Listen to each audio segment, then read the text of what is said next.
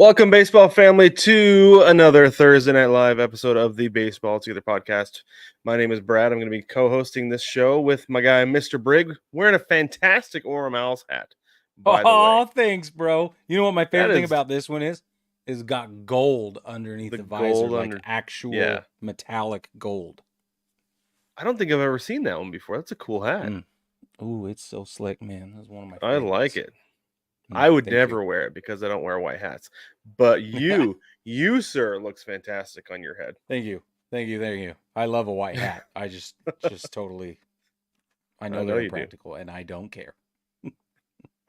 And that's just fine. That's just fine. Mm-hmm. But welcome, baseball family, to Thursday night's Baseball Together Live. And we're going to get this thing going. We're going to do some All-Star Game reactions. And then we're going to share our predictions for the second half of the season. But before we do that, let us remind you that we have a new merch shop. It is hosted by Millions. It is on millions.co. We have a couple t-shirts and some hoodies. And there's actually some stickers there as well. We're dropping more stuff periodically. You can head over there at millions.co and search Baseball Together. Or you can always hit the link in the description of everywhere we put the video, and you can get there that way as well. Okay, let's get into things here, Brig, because we got a lot to talk about and not a lot of time to do it in. Correct. So first things first, what did you think about the All-Star game? The American League won, for those of you who didn't watch, won 5-3. That is their 10th time in 11 years that they've won the All-Star game. In the 11 years. Yep. You can almost set your watch to it. Yeah. I mean, basically. So that's funny. I don't know. I mean, what'd you think about it? Did you find it entertaining? Was it slow and boring? Was it fine? Here's my biggest takeaway from the All-Star game. We saw how dominant pitching really is on the largest stage. Well, not the largest stage. That's the World Series, but in a lineup against just terrific bats, we saw pitching just be as unreal as we thought it was, as we're being told it was, the way we see it day to day. But to put it all together and have it all compressed into one outing was crazy. That was my biggest takeaway. Yeah, just so that's one of the things that's crazy is that you bring in all these guys who all throw 100, and you're like, hey, you got to get through like 20 pitches. Just let it all go. And they're like, okay, right? You don't need to pace yourself. Yeah, so they go and they do that, and hitters are just like, wow, all right, that's amazing. And you saw that, right? The only runs that were scored off of home runs. Yep. Because that's what's going to happen when you have guys throwing that hard. I thought one thing I thought was interesting was that Mason Miller threw the hardest pitch ever thrown in the All-Star game. I know. It was in. I've got the graphic. I believe I saved it. Maybe not. Oh, here it is. In the fifth inning, with 2 strikes on Shohei Ohtani, he threw 103.6 miles per hour. Oof. Woof. So good luck with that, fellas. I also saw that 76 million people tuned in. That is the largest audience ever for any All-Star game on television. Yep. And that surpasses the record for in-person attendance as well. Like if you stack the broadcasts up to the in-person attendance, first of all, this one didn't come close as far as in-person attendance. But because that's 72,000. Yeah. What was the in-person attendance? 72 of this game? I don't know. Let's look. I can find out real quick. I got it on my phone. Well, yeah, 76 million tuned in on TV, which is that's a lot of people. The reported attendance was 39,343. So a little over half. Yeah. Of the record. So it'll be interesting to see. I'm curious if they'll host it somewhere larger sometime if they want to, if they are consciously trying to break that record ever. Yeah. But I mean, it's going to be interesting to see how it progresses and what stadiums, when they revamp all of these stadiums and teams move and they get renovations and stuff, what they'll be doing in terms of seating, because the old school stadiums have fewer seats, obviously, and the newer ones have more. But are we seeing it would be interesting. We should do an analysis and see the stadium I feel allotments. like it's kind of a bell curve from off the top of my head, if I'm remembering this right, it's kind of a bell curve. Is that they went from small stadiums to really, really massive big stadiums, and then they kind of went back to small and intimate because you don't have as Yeah. much outfield seating in like Coors, Anaheim, That's true. Seattle. A lot of newer stadiums, they've taken out some of that outfield seating. It's not like in the Oakland Coliseum where it's like the entire outfield, right? Or Busch Stadium, the entire outfield is covered in seats. So they Right. take some of it out for features and things like that. So I don't know. It'll be, and I think they're going to continue to go the way of smaller stadiums as well. Yeah. Just I hope because, so. I like a more intimate stadium yes, personally. yeah, Here's I the other agree. thing. I just looked this up. There was an e-commerce report that MLB did. All-Star merchandise sales on MLB Shop and Fanatics recorded the highest sales in history, and it's a plus 57% increase from 2021. So Nike All-Star jerseys and New Era caps were sold more for this All-Star game than ever before. That doesn't count, Which I is don't funny think, because anything else. the reaction to those jerseys was awful. Like, I don't know if it was the vocal minority or if it was the Maybe. general consensus that people hated the jerseys, Yeah. absolutely hated them. And I love and them. I was sitting here back like, I understand the National League is better than the American League, but I like the way it looks still. And apparently other people did too because a bunch of people bought them. A bunch, like a bunch. There were 31 internationally born players at the All-Star roster. That's awesome. That's awesome. That's really 10 cool. countries and territories were represented outside of the US. That's awesome. Yeah, It's fantastic. it's really cool. Well, I think overall it was a fun and entertaining game. A lot of Mariners fans were really upset that Andres Munoz didn't get in, but I was like, that's fine. Don't throw him, please. Let him Yeah, rest. He's been nursing a back injury the entire first half. Like, let him have that's a few right. days off. And I'm Well, you glad that called they it did. too. You said you hope that's what happens. Yeah, exactly right. Yeah, Mhm. because I never want my guys playing in the All-Star game. So, well, No because doubt. so this was the thing too. Did you see when who was it? Freddie Freeman who stepped on Josh Naylor's ankle at first base? Yeah. Yeah, I Inadvertently, I did. was like, so I don't like my guys playing. Accidents Exactly. happen. I'd rather have They it do. happen during the regular season or the World Baseball Classic. I understand it happens, but you're Fact. playing in a meaningless All-Star game. It's just a showcase. I don't want it happening there. Okay, does that color your opinion about the Olympics and players' participation in that? No, and I know this is gonna be super hypocritical, right? But like those still feel like meaningful games. You're representing your country, Right. and it's along the same lines as the World Baseball Classic. I feel like people from Mexico, Puerto Rico, the DR, Venezuela, Japan, they have more of the country pride when it comes to international baseball and international sports than we do Hmm. because it's their chance to see their home soil represented by their favorite players. We get it Right. every single day. We They do. get it every 3 to 4 years, the World Baseball Classic, every 4 years Yep. at the Olympics. And if you're from the Dominican Republic and you get to see Julio Rodriguez and Juan Soto wearing a Dominican Republic jersey in the Olympics, think about what that's got to mean, Book it. Yeah, I right? agree. So Speaking of the, that's why I'm fine with it. Fine with the World yeah, Baseball Classic, fine with the Olympics. I'm fine with all of it because it means so much to so many people, and it is truly a great way to grow the game. speaking of growing the game and particularly the DR, the 2022 All-Star game was the most watched All-Star game in the DR since at least 2009. Um, but not this year. Isn't that interesting? That is interesting. Talk Super about needing to interesting. grow the game. Yeah. Yep.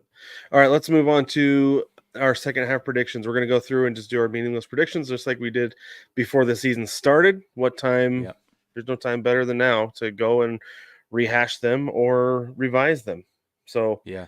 we always start in the AL East. So why change now? Why Brig, change start now? us off with your AL East division winner. Oh, Just the we're gonna winner. do it this way? Okay, I thought we would do awards first. Let me pull that up Oh, real let's do quick. awards. Let's go ahead and do awards. We'll start with Let's do awards. That's what you got awards. pulled up. Yeah, okay. Okay. That's just So what I who's have your, open. do you want to start with the heavy hitter first, or do you want to go down to like manager of the year first? Start with manager. Okay, who do you have for manager of the year in the National League? In the National League. Oh, this is really hard because you want to give it to Craig Counsell. He's been Craig favorited. Counsell? Everybody. No, I disagree. I'm just saying I that's was the like, name. why? When I started looking this up, Is it? Are you looking at preseason stuff? no, I have come. I'm just saying that he was the favorite until now, right? Until Right. we have the first half information. Until we started I playing baseball, he was the favorite. Right. For my money, you got to give it to Pat Murphy, who manages the Brewers. Okay. He came in behind Craig Counsell. Everybody had him kind of as a, I don't know, they discounted him, right? They discounted him Right. hard. And now you just got to love what he's done. You can't argue with the results he's had. So, Yeah. You're not wrong. But I'm gonna go with Rob Thompson, because yeah. being able to take the Phillies to the very next level from where they have been, to be able to Yeah. squeeze more juice out of that rock, For real. like, got something going on. And I know that it's probably the players who are like, we just got to take it to the next level so we can win everything, because they're going to win it all. Or at least they want to, right? They're on a Yeah. mission. And I don't know if it's because he said something to them in spring training to get them extra motivated, or if they've made some changes or what. But going from What he's a team that had to go on a run 2 years in a row to get to the playoffs to having the best yeah, record in baseball and being a shoe-in almost to the World Series. he feels that way. Yeah. Okay. American League Manager of the Year. This one's way harder. Don't you See, agree? I thought it was way easier. Oh no, I think it's way harder. But and it pains me, but I think you got to give it to Alex Cora. Alex Cora. Okay. Tell me Alex why. Cora. Alex Cora has brought his team from the basement all the way to an eyes wide open conversation about maybe them pushing deep into the playoffs. And he's doing Okay. it with one A-list talent. The rest have been built.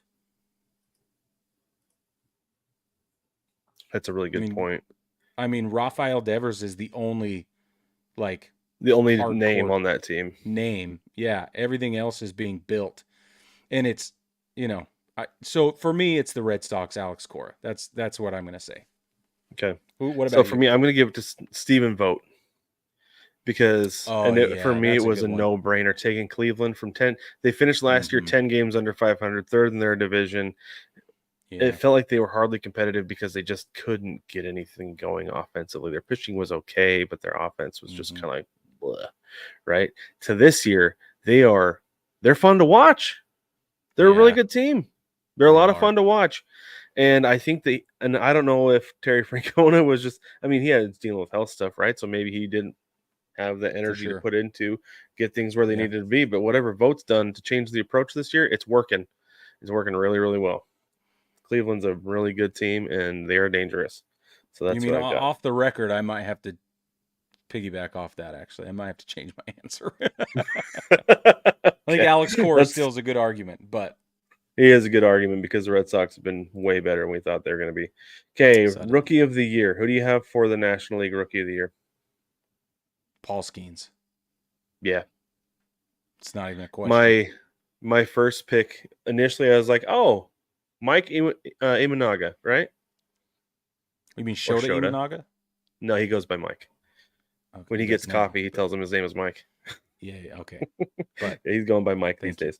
But that was my first thought, and I think if Skeens hadn't come up and been as good as he was, then it would be Imanaga for sure. But Skeens Mm-hmm. has kind of come and eclipsed him, Yeah, so I'm going to go with Skeens. Okay, who do yeah, you I am have in too. the AL? This might be a homer pick, but if Luis Heel keeps pitching the way he's pitching, it's gonna be Luis Heel. Okay, I think that's a valid pick, Thank you. but I'm going to have to disagree with you, unfortunately, because I don't Oh, want this guy to necessarily win it. I have to go with Wyatt Langford. yeah, he was my second pick.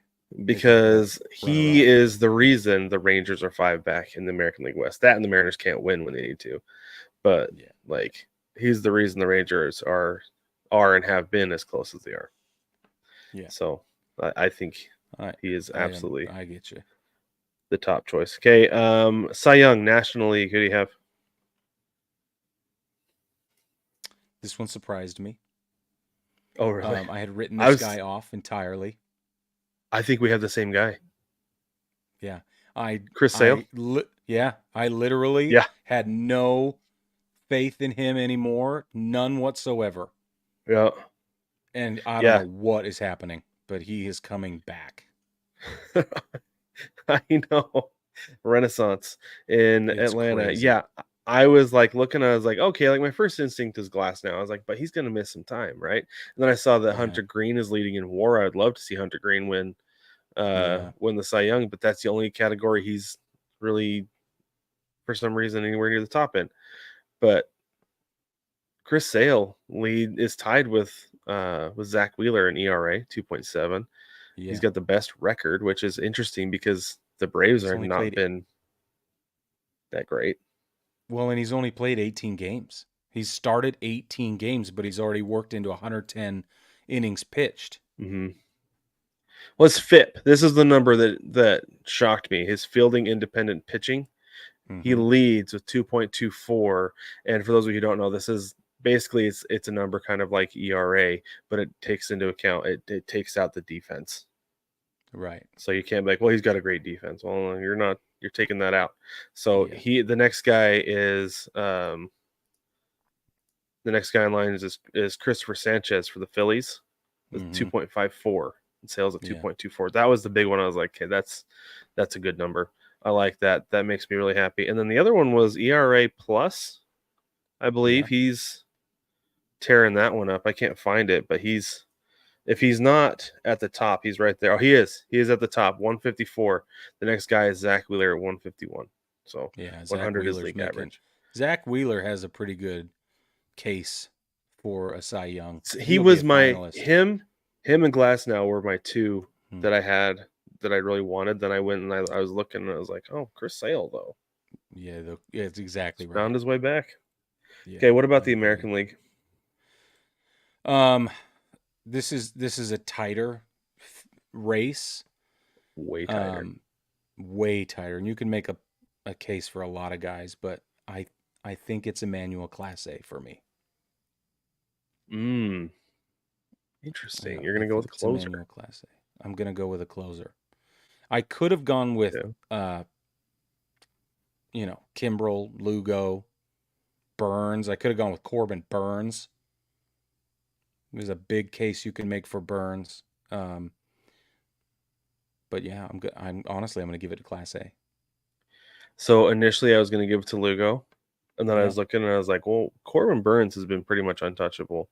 But then I was looking again and I went back with Seth Lugo. I think Seth Lugo is your guy. Makes sense.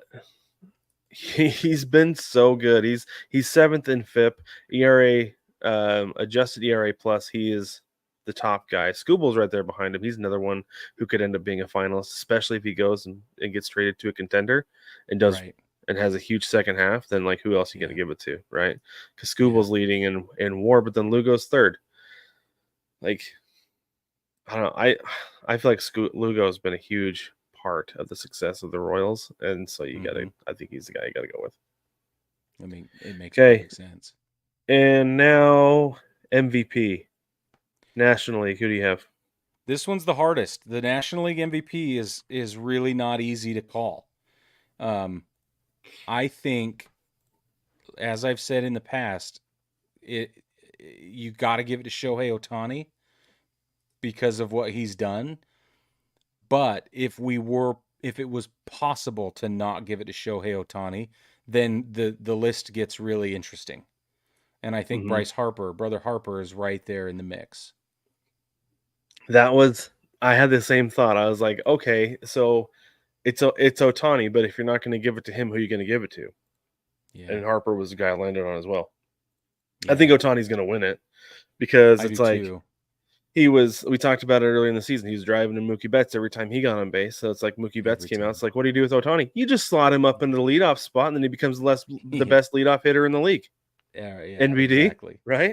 So I Makes think no sense. it doesn't make any sense. So I think you've got to go with Ohtani. Who do you have in the American League? Okay, this is also difficult because Gunnar Henderson is a revelation, even though That's he who I was have. great last year. But I think that you could put Bobby Witt Jr. or Aaron Judge right in that conversation and not lose any sleep over it. So I don't know. But those are my three guys leading into the second half.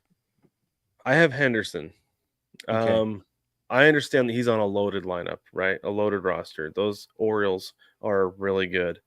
But you take the best team and you're like, who's the guy who's just like, are they all level, or is there somebody who stepped up from a loaded roster? And Gunnar Henderson has taken like 50 steps forward from a stellar first couple of years, right? No, seriously. Like, yeah, it's insane. it's been insane. And if he takes 5 steps back next year, he's still going to be an all-star.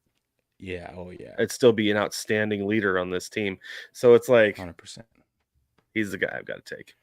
Yeah, And he's the guy. unless, but and I feel like the only way Judge can take this from him is if the Yankees overtake the Orioles in the standings at the end of the season, and it's because Judge continues to hit home runs every other day.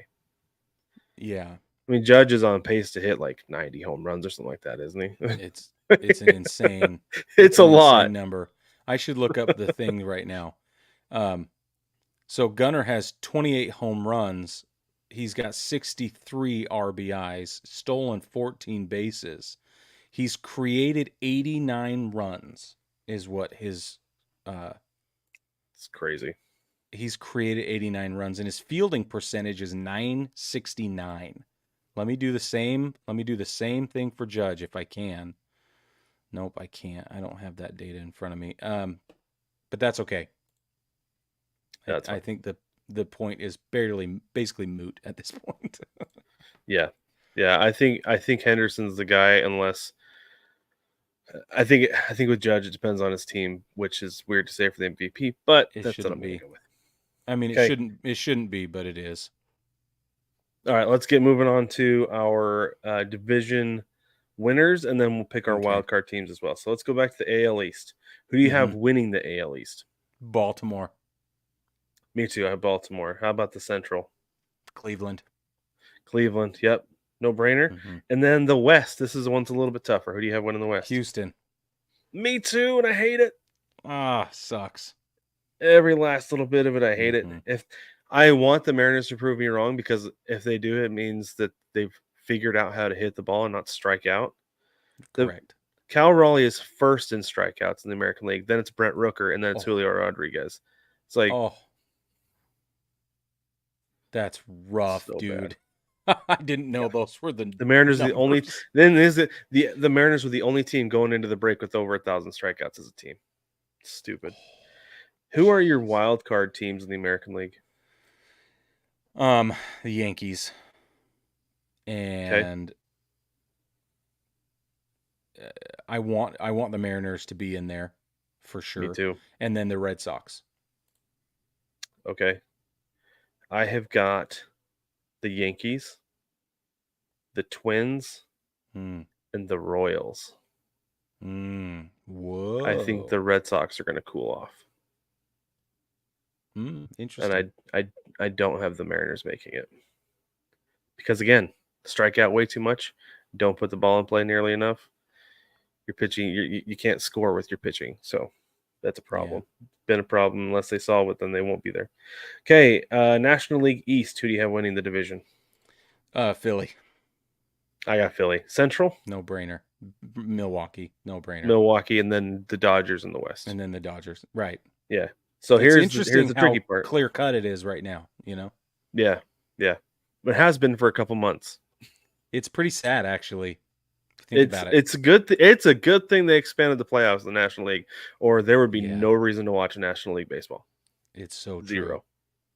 Yeah. Instead, you've got pretty much everybody contending for wild card spots. It's going to make for a good couple of months. Okay, who are your wild card teams in the National League? Number 1 is the Braves. Okay.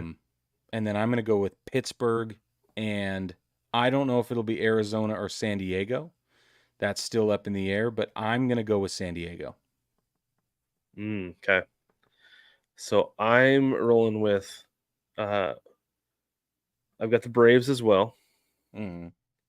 And then I have Arizona because did you know, Brig, that the Diamondbacks are second in Major League Baseball in runs scored? Nope.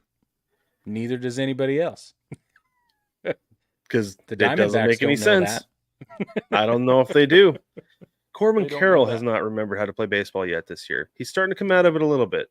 He went 2 for 4 with a couple home runs the other day. Like, Yeah. he could be on his way out. If that happens, you get that pitching sorted out. Eduardo Rodriguez still hasn't even pitched this season for the Diamondbacks. Right. Yeah, you're right. So, got that going for him. So I think the Diamondbacks will figure it out. And then for me, it's between San Diego and Pittsburgh.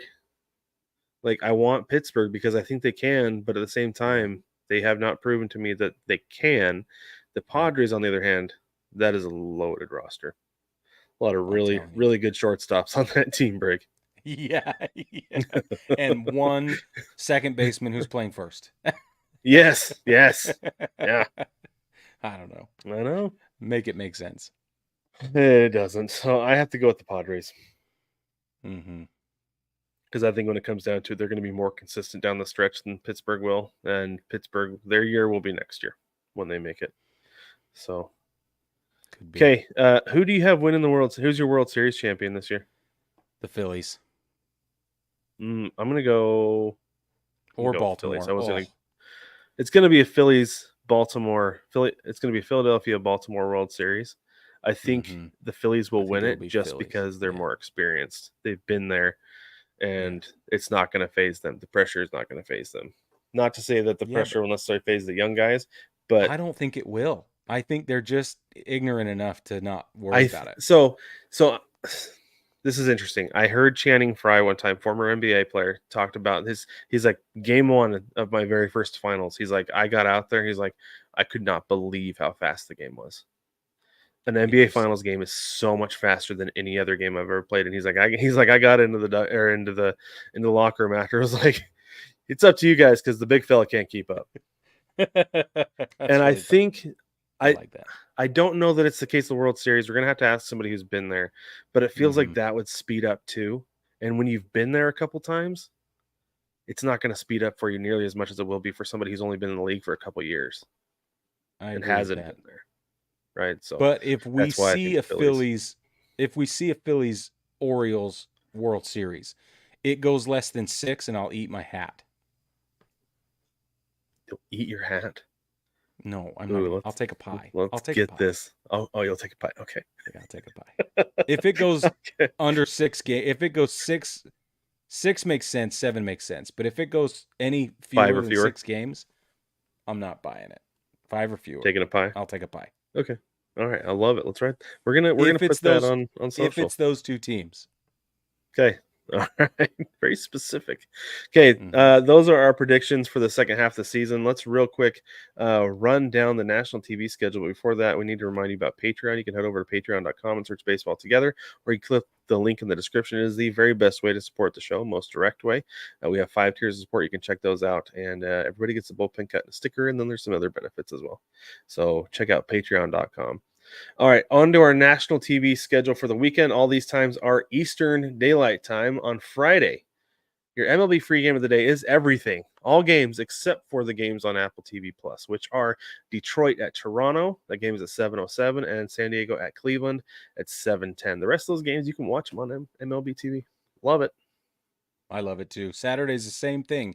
MLB TV, free all day long on Saturday. Except the Fox games, which are Arizona at Chicago, 7:15, or Boston facing the Dodgers at 7:15 p.m. Those are Eastern times. You can still watch those Fox games on MLB TV. That's what I do all the time.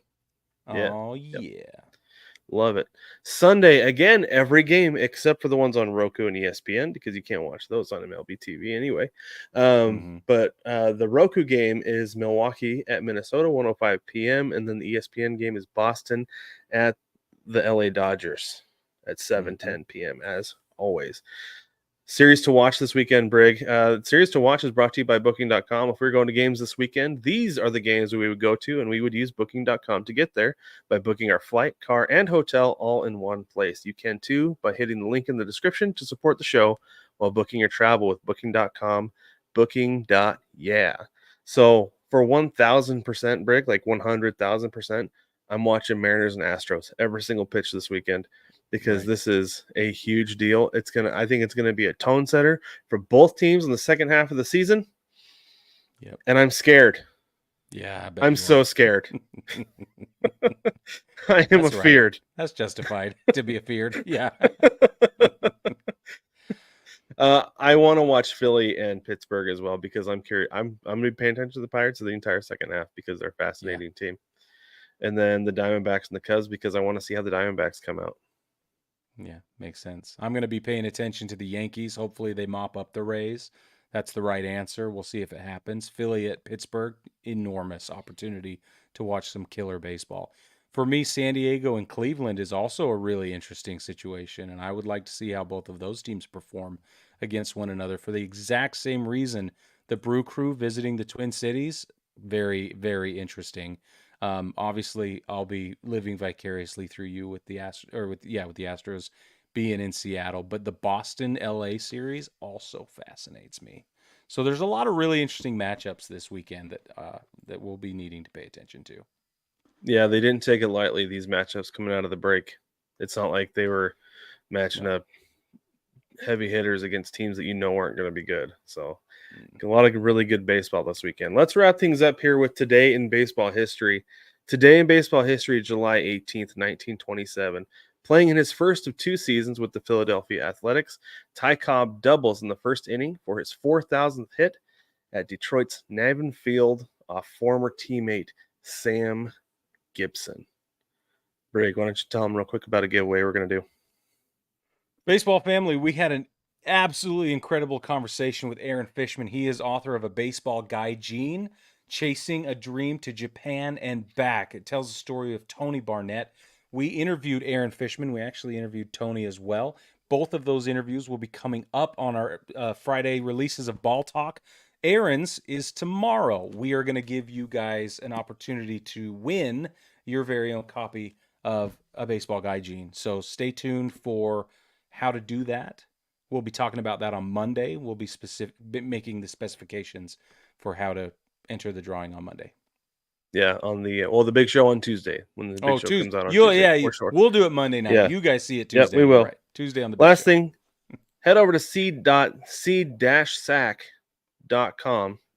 Got mine right here. You can see it on the bottom of the screen right here. Use code baseball, the number 2gether. That's baseball 2gether at checkout, and you can save 5% off Seed Sack. You'll always have a place to keep your seeds from Chinook Seedery, where you can use BT Pod at checkout to save 10% on your order. Support the show, support your mouth. Don't forget to like, subscribe, rate, and review everywhere that you can, especially on the YouTube machine while you're on the interwebs. Head over there. If you haven't subscribed, go ahead and do that as well. Baseball family, thank you so much for joining us. We got to get out of here. We'll catch you next week.